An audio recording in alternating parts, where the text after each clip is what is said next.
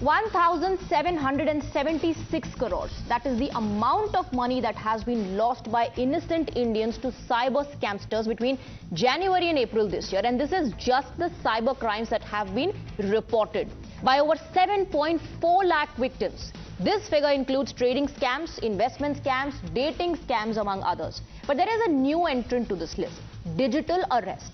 A new menace that is emerging as a worrying method of trapping innocent individuals, and it has quickly become so rampant that in just 3 months this year, 200 crores have been lost to digital arrest. Such is the extent of concern that Prime Minister himself raised an alarm over the matter in his Mann Ki Baat. Digital arrest के fraud में phone करने वाले कभी police, कभी CBI, कभी narcotics, कभी RBI, ऐसे भांति-भांति के लेबल लगाकर बनावटी अधिकारी बनकर बात करते हैं। ये 3 चरण है: रुको, सोचो, एक्शन लो। कॉल आते ही रुको, घबराए नहीं, शांत रहे, जल्दबाजी में कोई कदम न उठाएं। संभव हो तो स्क्रीनशॉट लें और रिकॉर्डिंग जरूर करें। कोई भी सरकारी एजेंसी फोन पर ऐसे धमकी नहीं देती। डिजिटल अरेस्ट के नाम पर जो फरेब चल रहा है, उससे निपटने के लिए तमाम जांच एजेंसियां राज्य सरकारों के साथ मिलकर काम कर रही है। Let's open this up. We have R.P. Singh, national spokesperson of the BJP. We're also joined by Dr. Ruchika Tandon, associate professor of the SGPGI MS Lucknow, who's been a victim of this. And we have Jiten Jain, cyber security expert. Along with him, we're also joined by Shailesh Gandhi, former CIC. Before I open up the debate, a quick reminder to our viewers. In case you have fallen in such a trap and are a victim, do share your experience with us. Call us and let us know what happened with you, so that everyone else who's listening to what you have to say and your experience can actually be ready to deal with such a situation. And in case you want to know more about it, how to avoid it, what are the steps that we need to take, do call us. Our experts are on the panel to answer your questions. Let me open this up and first go across to Dr. Tandon. Dr. Tandon, what happened with you? How did you become the victim of this?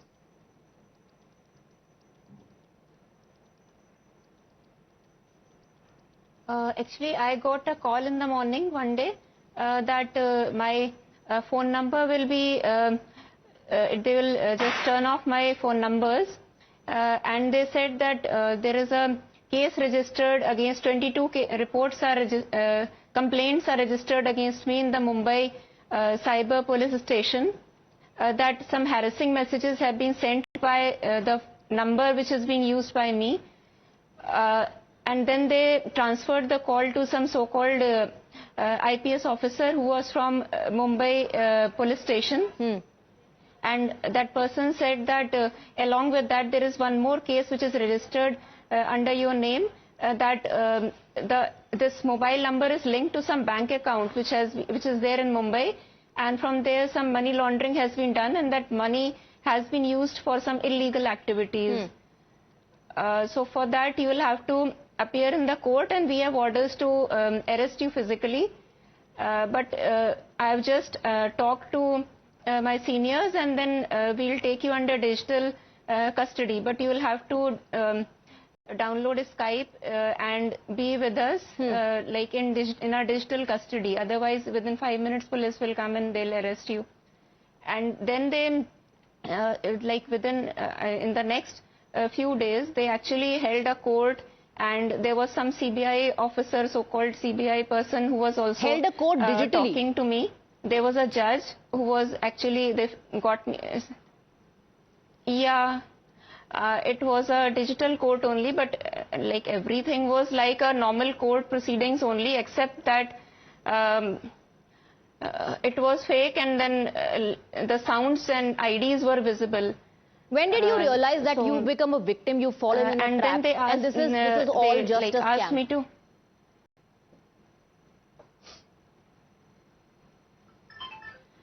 After I had like around 7 or 8 days had passed, and I had just transferred all my money into their accounts for so-called verification by RBI that nothing is wrong from my side. Then after 2 days of that, I realized when I just opened the internet and saw on some media website that is digital custody a new method of investigation by CBI? Then I found that it is a kind of a like some fraudsters have been posing as fake CBI officers, and they have been looting people of some amount. Like that has happened with a woman. But unfortunately, by that time you had lost your hard-earned money. Dr. Tandon, stay on with us. I have a couple of more questions to ask you so that, people who are watching you right now learn from this experience. And in case they get such calls, they would know how to deal with it. Jiten Jain, this is unbelievable. She was bombarded with so many information and inputs, and at the same time such serious charges being leveled. She clearly must have panicked, no time to think, and just followed the instructions. Can you imagine a digital court where the hearings are taking place? These criminals have evolved over a period of last 5 years. Till 3-4 years back, we had this, barrage of extortion scams where people will call up on WhatsApp with the fake photos of police officers and say that you have been harassing a girl, you have sent lewd messages, and all this will be sent to your family if you don't pay some money. And the cops will land up at your door.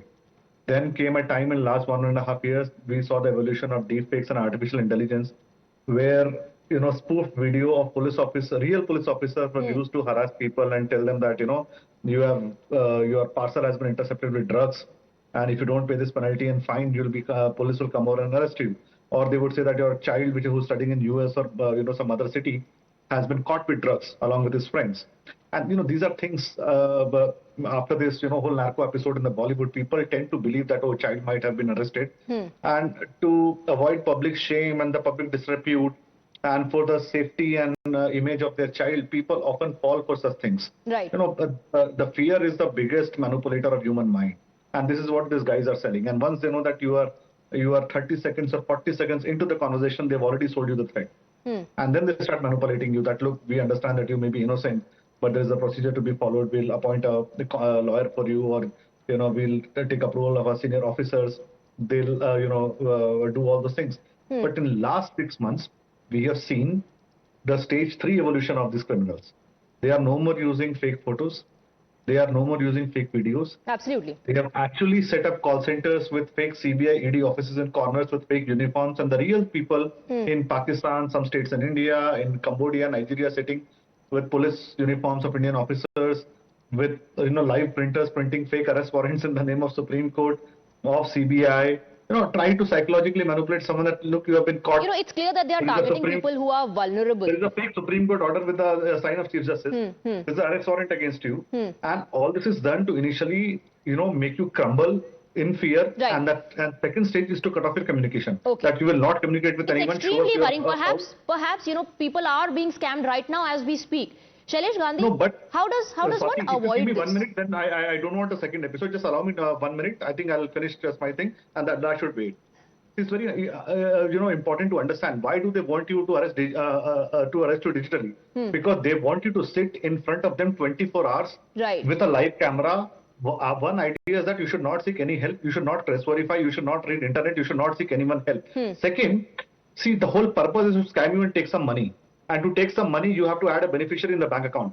So today, if I convince you to transfer some money in garb of a government, for a government scheme or a fake arrest warrant or some whatever it is settlement, if you add a beneficiary, it takes 7 hours to 24 hours for that beneficiary to get activated. And that is the reason these people are taken in digital arrest, so that beneficiary get activated. And once the money is transferred, all this Skype numbers, Telegram numbers are closed down, all right, so and there is the absolutely no trace available. So that's the modus operandi. But Shailesh Gandhi, for all those who are watching, for their benefit, how do you avoid this? What to do?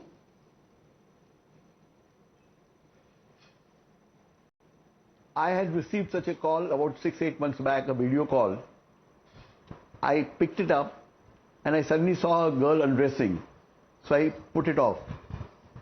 2 days later, I received a phone call from somebody claiming he was Rakesh Asthana, saying that I look at dirty pictures.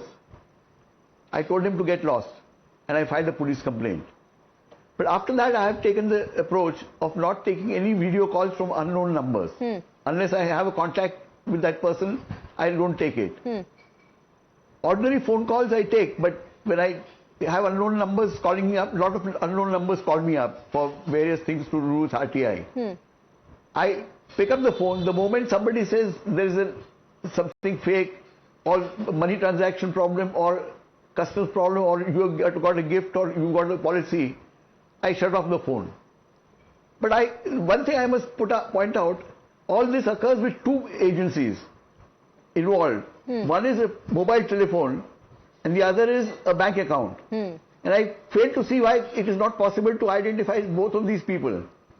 And the bank manager and the telephone people, if they are held responsible, I'm sure this would reduce. I've not heard of any case where these people have been traced, which is so simple to do today. I fail to understand why this is happening. Then why are we not able to do that? Jiten Jain, that brings me back to the question of why are we not able to trace these people? One, also, help us understand, because we are all on our phones 24/7. We have multiple apps that we are operating. That includes our bank apps also. We are using it to make payments online. Does that make it more vulnerable? Also another thing that I want to ask you is that the best, just avoiding these phone calls and video, is that the best option to be safe?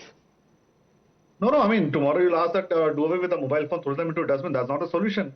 I think we should not stop walking on the road but just because they're criminals. I think Dr. Shailesh Gandhi is right on the point. And this is what I think on your channel I've raised multiple times. At the heart of this entire circus and scams is the attempt to do financial fraud and coax you to give some money. Now, for that, obviously, you need a method of communication, that is by WhatsApp or a SMS or a call. Right. And for that, you need a mobile number. And once you're able to scam and manipulate a person to receive money, you need a bank account. Now, both, and the problem with this entire thing is that in India, our KYC system is completely broken on both in telecom and banks. We have, despite of having unique identity, we have onboarded 600 million people on Jan Dhan accounts. It's a world record. Right. It's more than Europe. Right. These people are not educated. They don't have cyber hygiene. And because of the pressure from certain lobbies, we could not introduce Aadhaar or KYC or biometric enabled verification for telecom and banking sector. Okay. If that would have happened, these fraudulent accounts or muled accounts or the hired accounts, this whole problem would have stopped because I would like Mr. RP Singh to respond to that.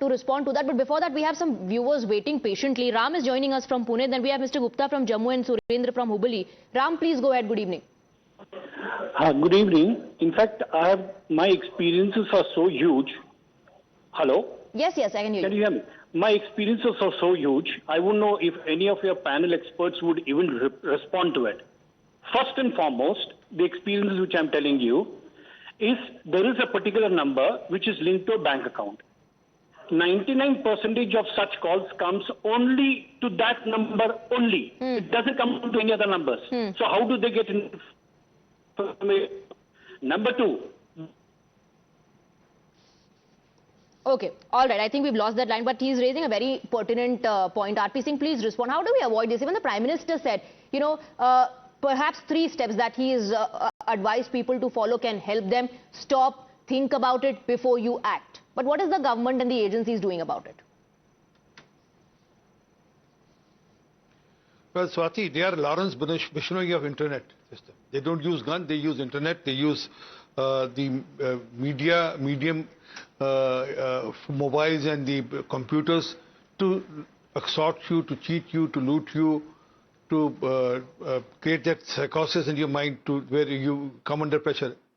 Every second day I get a call from Customs Department saying that there's a material which you have booked and then there's an inquiry on that custom, although I have nothing to do with anything related to any export, import, anything. So I generally snap that call. There's no other option because that number is from some foreign land, and then there's no way I try to track that number. There's no way one can track that number. Only thing is that the government of India has certain laws like under the cyber laws, which is section 66 for using password of another person, 66D, 66C. Give me a second. There are various laws sections which can take care of what happened and what can be done after. The point is perhaps implementation. Perhaps implementation needs to be happening in a more stringent manner on ground. Please stay on with us. Mr. Gupta is joining us from Jammu. Go ahead, Mr. Gupta. Good evening. I am Karan Gupta, retired. I was a victim of this crime, cybercrime. What happened? I wanted to book a 10 days wellness course in Patanjali Yoga Trust. Yeah, I am telling you my experience, how I became a victim of this cybercrime. I wanted to book 10-day wellness course in Patanjali Yoga Trust, Dehradun. I got the number from Google. I called the call center and somebody called and answered, I am Dr. Amit from Patanjali Yoga Trust. He gave me various courses details. He told me 10-day course will cost 80,000 rupees. So, and he gave me that account details. Details were that account number, Patanjali Yoga Trust, and their IFSC code, branch Hyderabad. I registered that on my ICICI bank account. All right. I got the OTP that Patanjali Yoga Trust has been registered. Right. I acknowledge the OTP. I got the OTP. Okay, so that's what happened to you. Mr. Gupta, please stay on with us. We also have Surendra joining us from Hubli. Please go ahead. Let's listen to what the viewers have faced before we take her across to the expert. Yes, Surendra, go ahead. Good evening, ma'am. Good evening, ma'am. Thanks for having me on Times Now. Go ahead, sir. Yeah, you know, my submission is that government has woken up quite late on this front.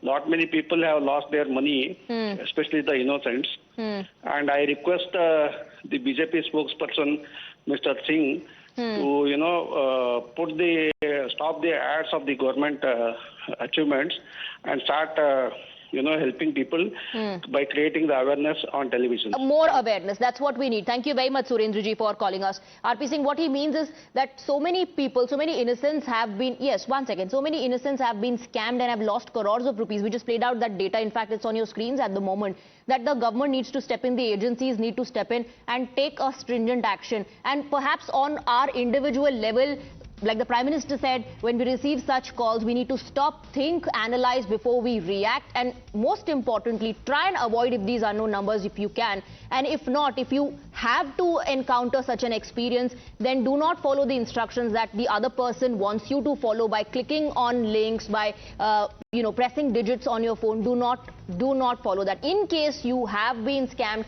report it to the agencies. Thank you very much, Ms. Tandon and gentlemen, for joining us on the debate.